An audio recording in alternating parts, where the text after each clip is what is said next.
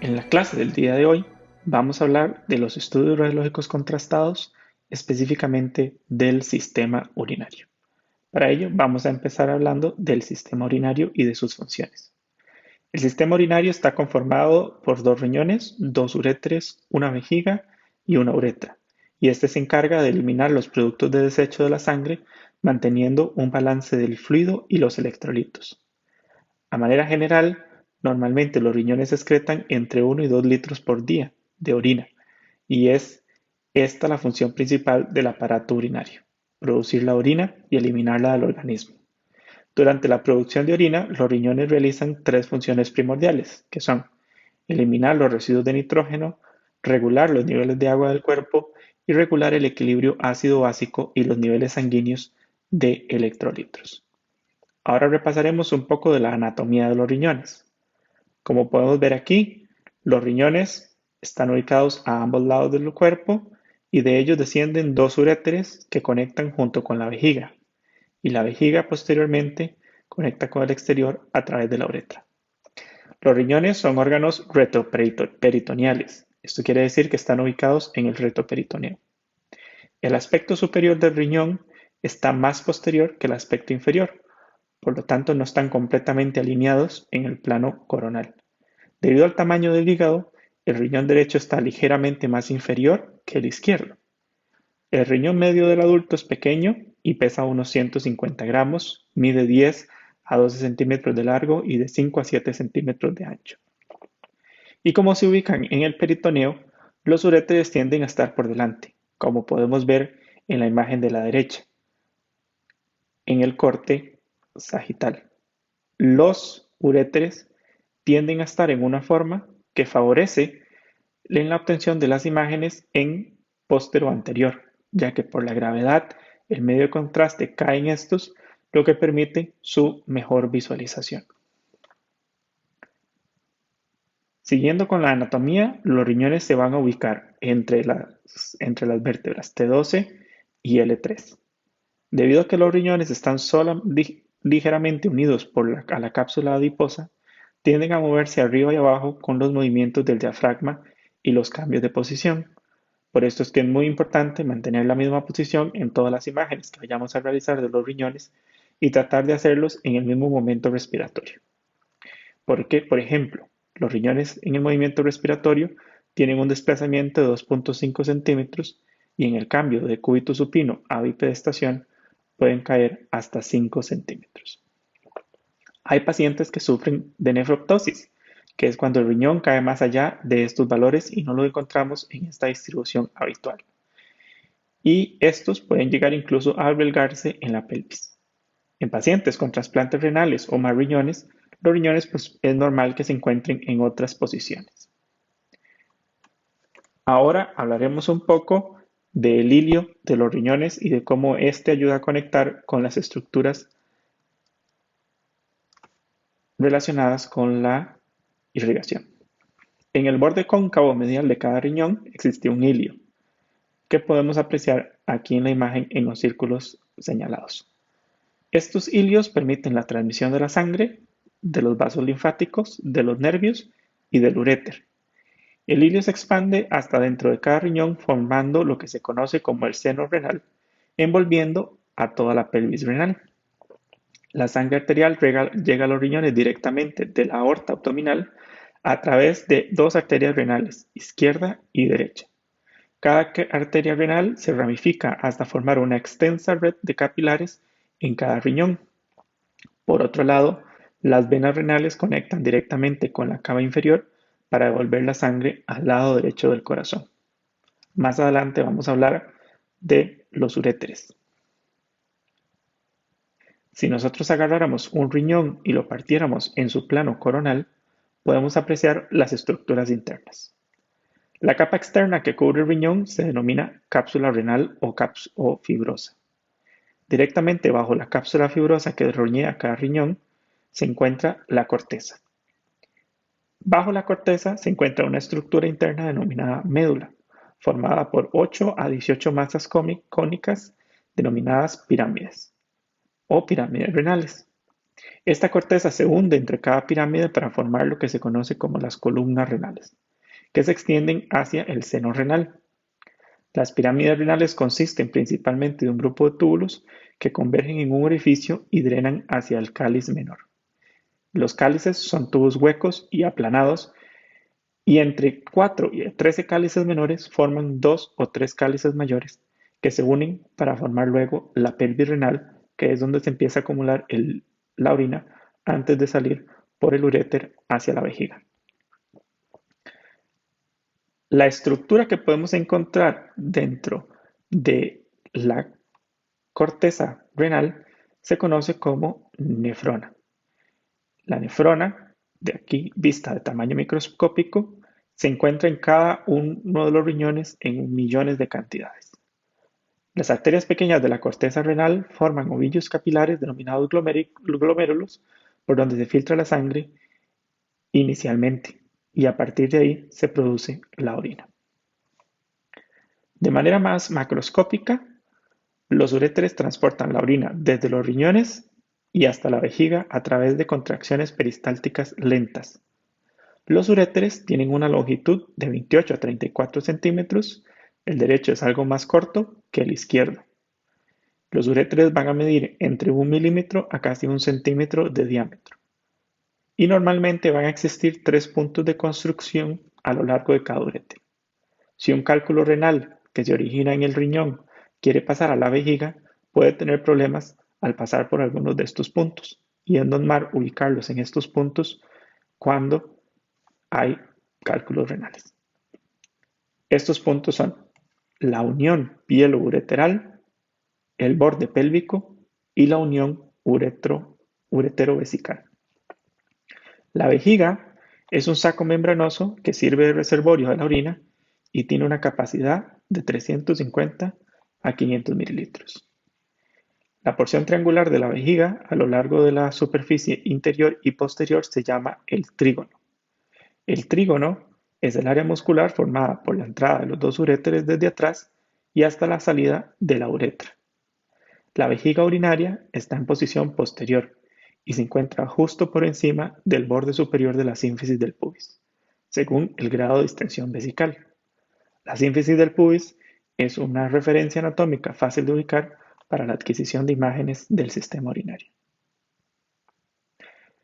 La uretra, que es lo que continúa después de la vejiga, tiene diferencias anatómicas según el sexo.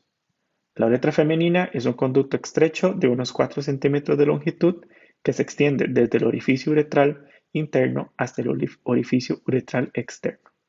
La única función de la uretra femenina es el paso de orina hacia el exterior. La uretra masculina se extiende desde el orificio uretral interno hasta el orificio uretral externo, al final del pene. La uretra se extiende a través de la próstata y por el pene. La uretra masculina tiene entre 17,5 y 20 centímetros de largo y tiene dos funciones: ayudar a eliminar la orina almacenada en la vejiga y servir de paso para el seno. Ahora bien, el sistema urinario todo está conformado por estructuras blandas que radiológicamente no podríamos visualizar fácilmente. Y es por eso que se utilizan medios de contraste. Los contrastes positivos van a ser aquellos que aumentan la densidad de las estructuras. Y es por esta razón que para poder ver los riñones y la vía de las renales tenemos que utilizar medios de contraste positivos. El medio de contraste a utilizar se va a administrar por vía intravenosa. Sin embargo, veremos más adelante cómo existen otros estudios que no son funcionales en donde se administra medio de contraste por vía retrógrada utilizando la uretra. Para estos estudios, lo correcto o lo más ideal es utilizar un medio de contraste yodado no iónico. Para la visualización del sistema colector, los cálices, la pelvis, la vejiga y la uretra, es necesario la utilización del medio de contraste, de manera que estos canales estén llenos de medio de contraste para que aumenten la densidad de las estructuras y las podamos visualizar a través de rayos X. La vejiga, por ejemplo, se va a apreciar mejor si está llena de medio de contraste.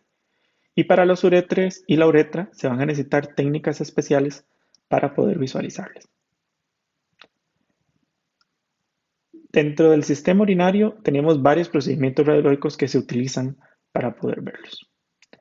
La urografía intravenosa se ha mal llamado por muchos años como pielograma intravenoso porque permitía en un inicio visualizar las pelvis renales y los cálices. Sin embargo, el estudio de urografía intravenosa va más allá de solamente estas estructuras. Los estudios también se pueden clasificar como anterógrados, lo que permite la llenada de los riñones con medio de contraste en el mismo sentido que va el flujo sanguíneo, o retrógrados, que va en sentido contrario al flujo normal de la orina.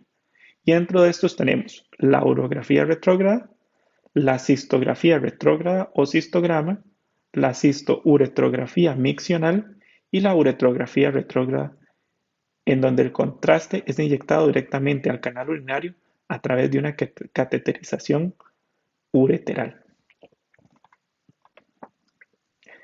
La urografía intravenosa es la exploración más frecuente del aparato urinario y es una prueba de la función renal. Esta tiene tres objetivos primordiales: visualizar la porción colectora del aparato renal, evaluar la capacidad funcional de los riñones y evaluar la presencia de enfermedades o anomalías anatómicas en el aparato urinario. Es funcional porque las moléculas del contraste se eliminan rápidamente de la circulación y se excretan completamente por el riñón normal. Para hacer este estudio es necesario que el paciente tenga cierta preparación. El aparato digestivo tiene que estar sin gas ni materia fecal para ambas exploraciones. La preparación general del paciente va a consistir en una cena ligera la víspera del procedimiento. Sin embargo, es ideal que el paciente tenga dieta ligera 1 o 2 días antes para evitar la acumulación de gas. Un laxante para limpiar el intestino, específicamente que sea aquel que no nos forme gas. Una dieta absoluta desde la medianoche o 8 horas como mínimo antes del estudio y mantener una buena hidratación. Y un enema la mañana de la exploración para terminar de eliminar toda la materia fecal que puede estar en el intestino. Todos los procedimientos especializados inician siempre con una radiografía de abdomen para detectar anormalidades en el abdomen y la pelvis que puedan influir sobre los resultados de los estudios del sistema renal. La examinación preliminar siempre va a consistir en una radiografía AP de abdomen. Antes de la urografía excretora, el paciente debe quitarse la ropa y ponerse una bata hospitalaria de manga corta apropiada o radiolúcida del servicio de radiología. Y es importante que el paciente orine antes de la exploración, esto porque una vejiga demasiado llena podría romperse y también porque la orina presente en la vejiga puede diluir el medio de contraste que se acumula en ella, imposibilitando la visualización correcta de la vejiga. El estudio tiene varias contraindicaciones, por ejemplo, una hipersensibilidad o un paciente con hipersensibilidad al contraste yodado o un paciente que tenga anuria o ausencia de excreción de orina no podría hacerse un estudio de urografía intravenosa. Pacientes con diabetes, generalmente aquellos pacientes que tomen metformina, es importante suspenderla 48 horas después del estudio. La insuficiencia renal o hepática grave, por esto hacemos la evaluación de las pruebas renales, o la insuficiencia cardíaca congestiva, entre otras. Es importante que esta preparación la cumplan los pacientes adultos, ya que los pacientes pediátricos no es tan necesaria la preparación del tracto gastrointestinal antes de hacer el estudio. Y como estamos utilizando medios de contraste yodados, pues vamos a revisar las pruebas de laboratorio previas. Es importante revisar antes de la administración de contraste yodado las pruebas de laboratorio de la función renal. Primeramente, el nitrógeno ureico debe estar entre 7 a 20 miligramos por decilitro. Un análisis del nitrógeno ureico en sangre puede revelar que los niveles de nitrógeno ureico son mayores de lo normal, lo cual sugiere que los riñones o el hígado tal vez no están funcionando correctamente. Cualquier elevación de estos niveles sugiere una disfunción renal y debe ser evaluado por un médico antes de continuar el procedimiento. Por otro lado, la creatinina es un producto de desecho generado por los músculos como parte de la actividad diaria. Normalmente, los riñones filtran la creatinina de la sangre y la expulsan del cuerpo por la orina. Cuando hay un problema de los riñones, la creatinina se puede acumular en la sangre y sale menos por la orina. Los niveles anormales de creatinina en sangre o en la orina pueden ser un signo de enfermedad renal. ¿Cuáles son las indicaciones más frecuentes de la urografía intravenosa? La hiperplasia prostática benigna es un agrandamiento de la próstata que suele empezar en la quinta década de la vida. Y aunque es un trastorno benigno, puede producir una compresión y obstrucción uretral que debe ser diagnosticada a través de una urografía intravenosa. Litiasis renal, urolitiasis o litiasis vesical, aunque no son tan frecuentes como los cálculos renales, pueden crecer bastante en la vejiga. Los cálculos pueden ser opacos o pueden ser radiotransparentes y estos últimos son con frecuencia de ácido úrico. La presencia de cálculos vesicales o cálculos renales pues, pueden dificultar la producción de la orina y la micción. Anomalías congénitas, por ejemplo, como el que podemos visualizar en la imagen de la derecha de un doble sistema colector, un riñón ectópico o en otra posición, un riñón en herradura, que generalmente no producen problemas graves al paciente, pero que se pueden detectar a través de este estudio. La hidronefrosis es una distensión de la pelvis renal y los cálices de los riñones por obstrucción de los uréteres o la pelvis renal. La pielonefritis es una inflamación del riñón y de la pelvis renal causada por bacterias piógenas. Y la obstrucción renal, como mencioné, que puede estar causada por litos o al mismo tiempo por restos celulares necróticos, trombos o traumatismos. Y obviamente también sirve para evaluar efectos del trauma o una mala praxis. El procedimiento básico de la obtención de las imágenes o el protocolo que utilizaríamos en una urografía intravenosa es el siguiente. Lo primero es una nefrografía o nefrotomografía, que se obtiene inmediatamente después de haber finalizado la inyección, un minuto después, para capturar las fases iniciales de entrada del contraste al sistema colector. La segunda imagen es una imagen a los 5 minutos, que se concentra en una radiografía del riñón, uréter y vejiga, es decir, tiene que incluir todo el aparato urinario, y esta se hace en decúbito supino. Se hace una imagen de 10 a 15 minutos posteriores que requiere de una radiografía igual del riñón, uréter y vejiga de todo el aparato. Sin embargo, esta no se hace en decúbito supino, sino se suele hacer en decúbito prono para favorecer la visualización de los uréteres. Las oblicuas de 20 minutos deben de utilizar posiciones oblicua posterior izquierda y oblicua posterior derecha para tener una perspectiva diferente de los riñones y proyectar los uréteres alejados de la columna. Y después se obtiene una radiografía postmiccional para valorar que el paciente haya orinado y puede realizarse en decúbito prono o en bipedestación. Y esta radiografía solo debe incluir la vejiga. La técnica para realizar estas radiografías es la misma que se utiliza para la radiografía abdominal. Es importante que una vez que cada una de las imágenes se adquieren o se expongan, estas sean procesadas y revisadas de inmediato para ir verificando la función renal y también ir verificando los tiempos ideales para la toma en el momento de máxima captación del medio contraste por parte del riñón.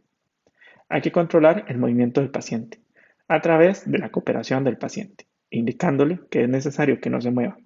Y recordemos que el éxito de un estudio siempre se basa en que el paciente se gane la confianza del imagenólogo o de la imagenóloga que la atiende a través de una guía clara de todos los pasos a seguir en el procedimiento.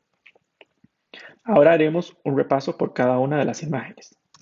El estudio siempre inicia con una AP simple abdomen. La AP simple abdomen, además de permitir verificar el cumplimiento de la preparación previa, permite demostrar la posición y la movilidad que pueden tener los riñones, además de su tamaño, su forma, gracias al contraste generado por la cápsula de grasa radiolúcida que cubre los riñones, como los podemos ver en esta radiografía.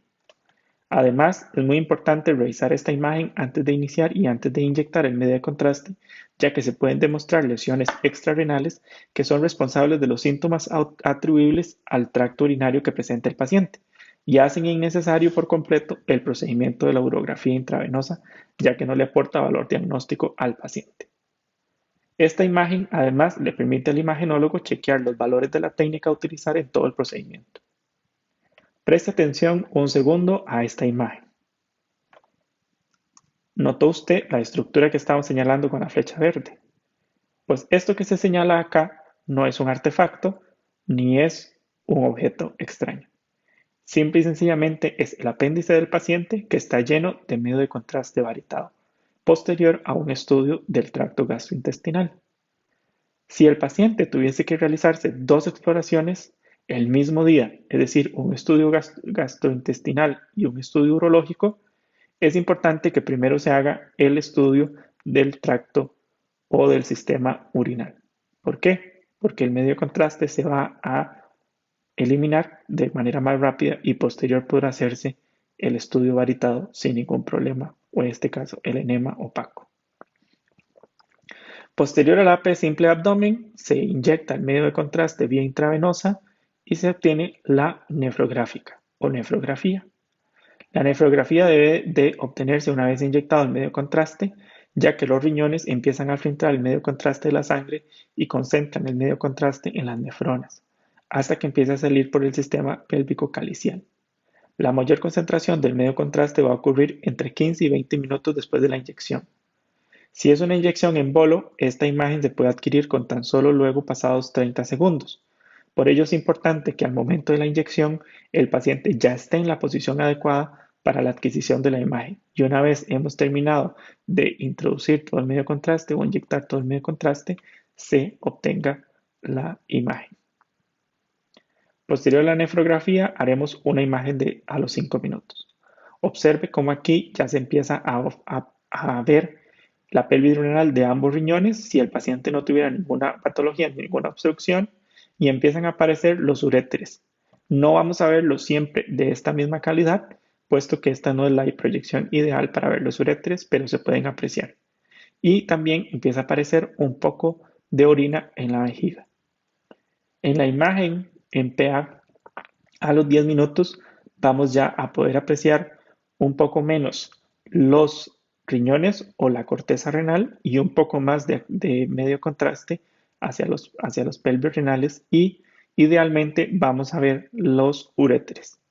En esta imagen, como vemos, la imagen de la izquierda está mal tomada, el paciente está rotado y pareciera más bien una oblicua.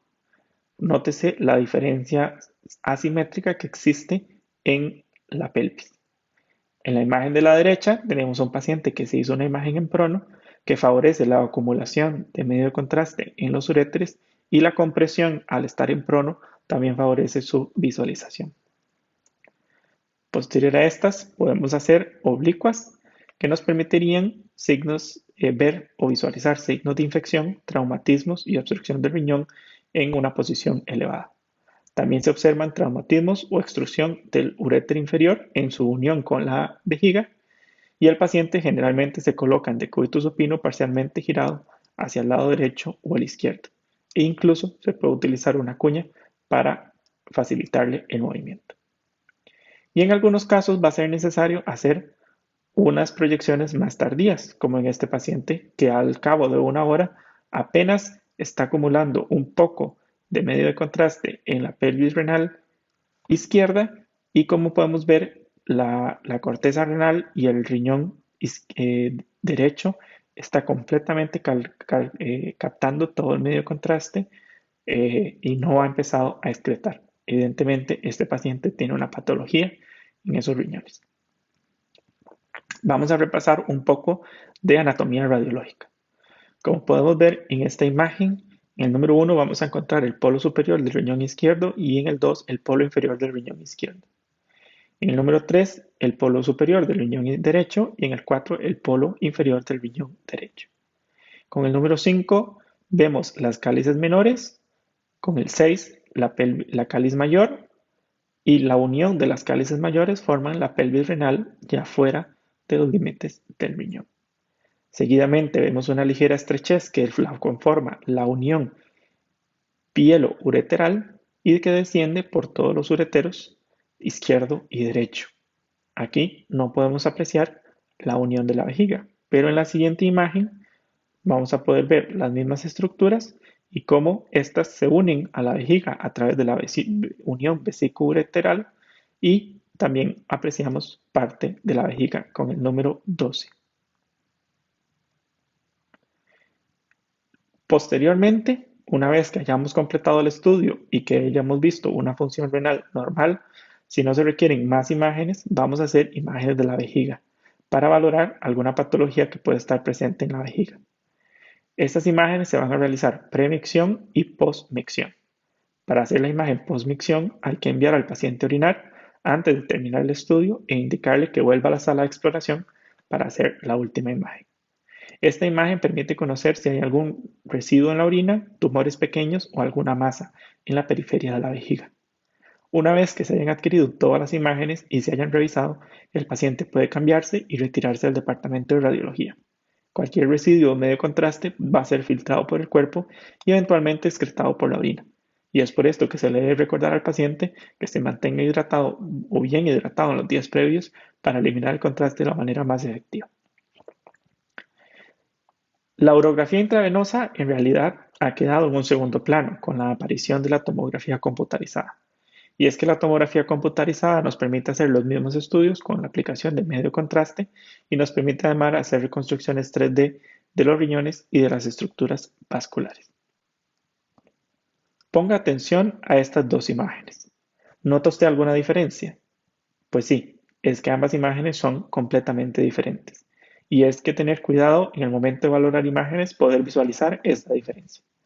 La imagen de la izquierda es una imagen vascular que se hace colocando un catéter por medio de las venas renales, en donde llega hasta su posición e inyecta medio contraste para valorar la estructura vascular de este riñón. En cambio, la imagen de la derecha nos muestra una imagen común de una urografía intravenosa. En la imagen de la izquierda estamos valorando venas renales o su distribución en el riñón, y en la imagen de la derecha lo que estamos visualizando son los cálices mayores, menores, la pelvis renal y parte del uréter.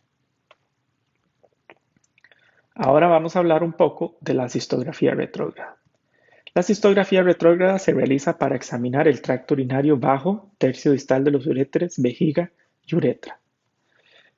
Para estudiar el tracto urinario alto vía retrógrada, se sigue la misma preparación que en los estudios renales anterógrados, pero no se requiere preparación previa para examinaciones del tracto urinario bajo. Generalmente las cistografías incluyen o se enfocan solamente en la vejiga, y es por esto que el paciente no requiere de una preparación previa. Es importante entender un poco los términos. El término cistografía se enfoca en el estudio de la vejiga. Cistoureterografía se concentra en la vejiga y en los uréteres, y se requiere que el paciente tenga un reflujo vésico-ureteral o que se coloque un catéter hasta la unión vésico-ureteral para poder visualizar los uréteres. Y la cistouretrografía se concentra en el estudio de la vejiga y la uretra.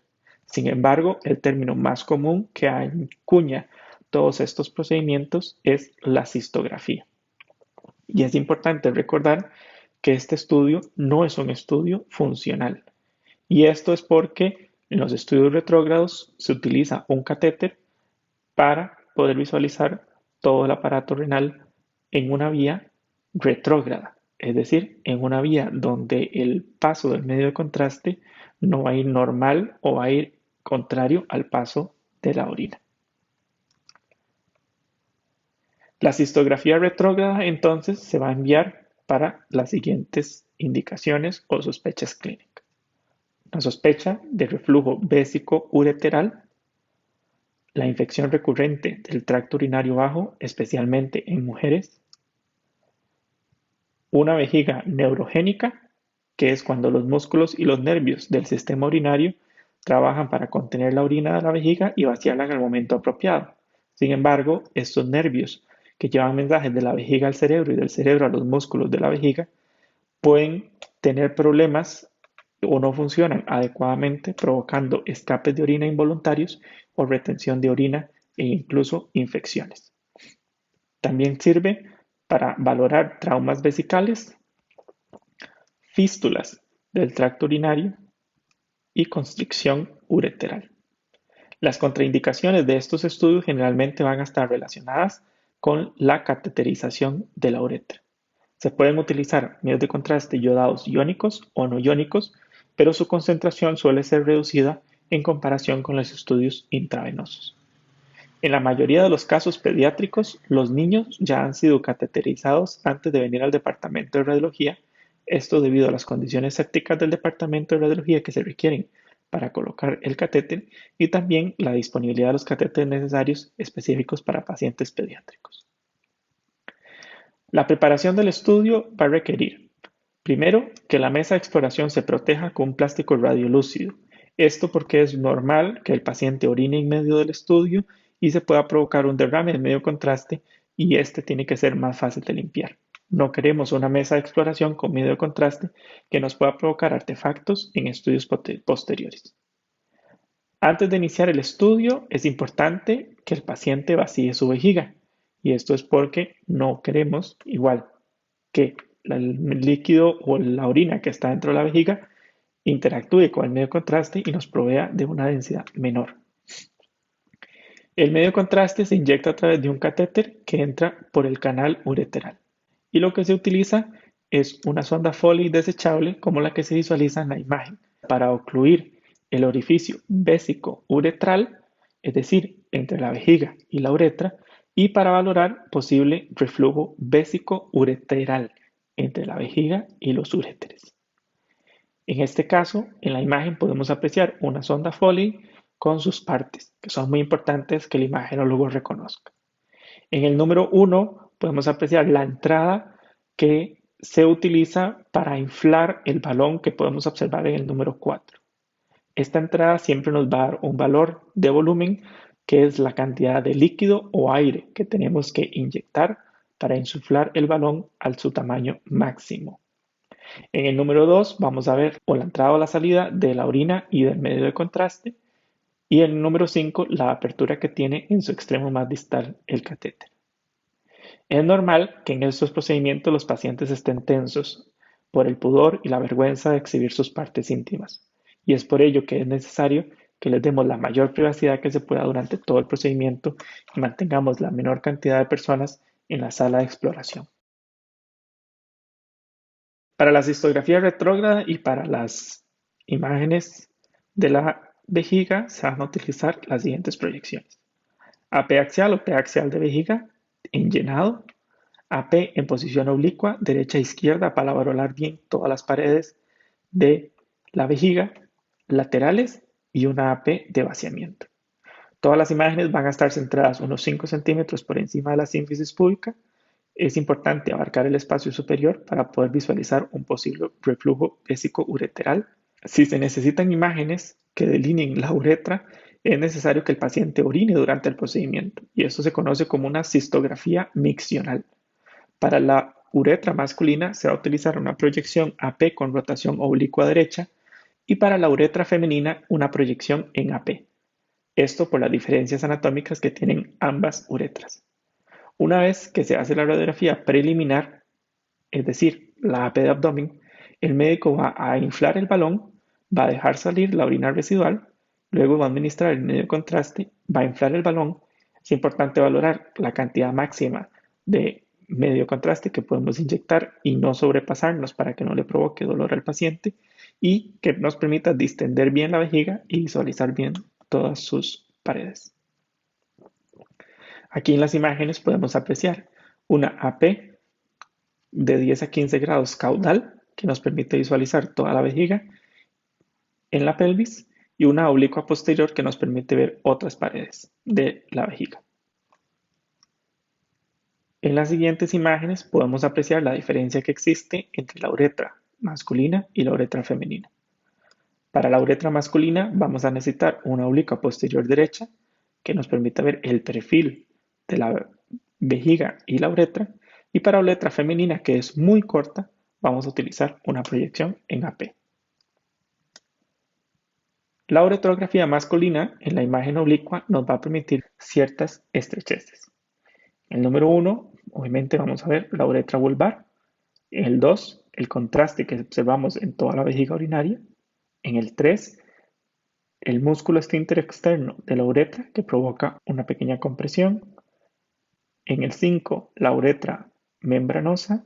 En el 6, el cuello de la vejiga urinaria. En el 7, la uretra peniana, o ya lo que está pasando a través del pene. Y en el 8, la pequeña porción que atraviesa la próstata o lo que se conoce como uretra prostática. Y en el 9 podemos apreciar el culículo seminal que atraviesa las vesículas seminales.